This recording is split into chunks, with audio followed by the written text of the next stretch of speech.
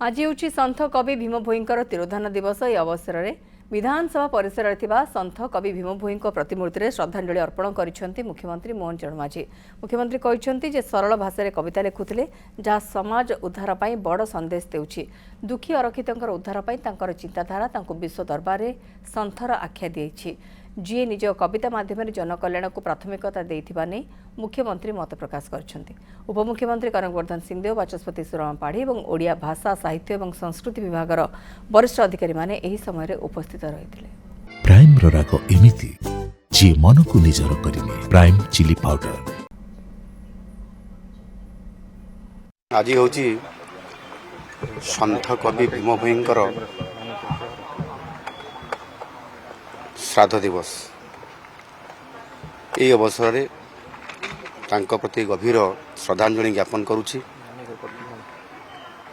सन्थ कवि भीम भोई केवल जड़े महान कवि बा सन्थ नथिले, से तिले मानवता, करुणा एवं सामाजिक न्यायर शक्तिशाली स्वर। अत्यंत सरल और सावलील भाषा भजन और चौतीसा माध्यम से मानवता, सरलता और सामाजिक समानतार वार्ता से दौथिले। से दिव्यांग थिले सत, देखि पारु नथिले, किंतु तांको देखैबा रास्ता, तांको मुख निसृत बाणी आज कोटि कोटि लोकन को आज मार्गदर्शन प्रदान करुअछि। से जीव जगतर दुखरे अत्यंत दुखी होई से कहिथिले, प्राणी को आरत दुख अप्रमुत देखु देखु केबा सहु, मजी मन पछे नरके पड़ी थाऊ, जगत उद्धार हो।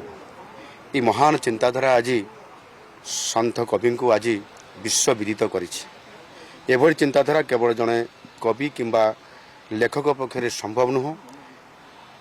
यह केवल जड़े सन्थ ही करि परिबे।